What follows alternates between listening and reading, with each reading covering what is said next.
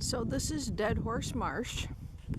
This is the third time I've ever seen it filled with water. It fills about once every 10 to 15 years.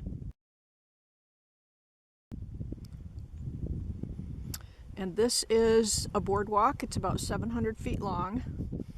That was the first big project of our Spirit of the Woods chapter of the North Country Trail Association. Everybody laughed when we built it. The Forest Service assured us that there were times it was needed.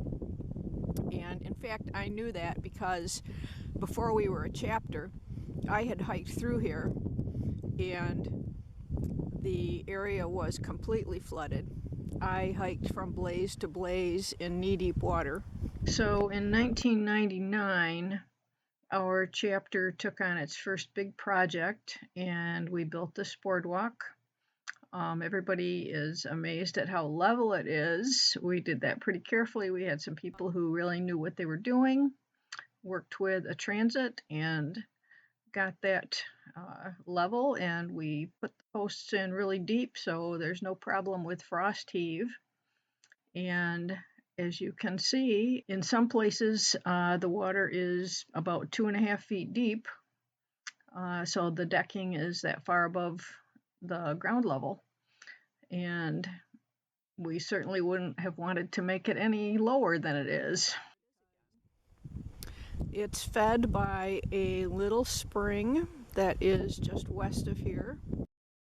It's not much of a spring, but there's just enough that some years it fills this entire basin.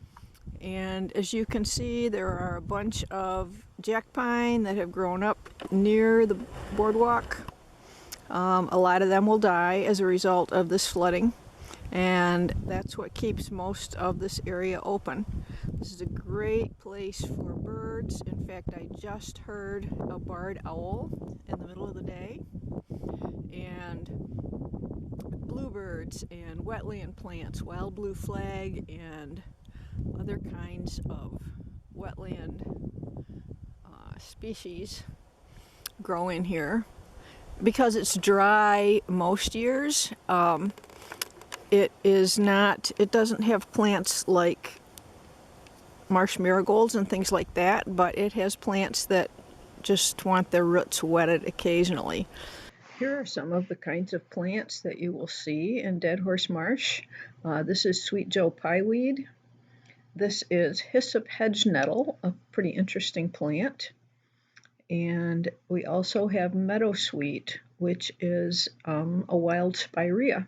So I'm here today. I had to wade through almost knee-deep water to get here. Both ends are flooded, where the boardwalk ramps down to the forest floor level. In fact, you can see it right here at the west end, just disappearing into the water. So I'm pretty sure I'm going to have this space to myself for a while, but I think it's one of the very beautiful places on our piece of trail. Thanks for watching.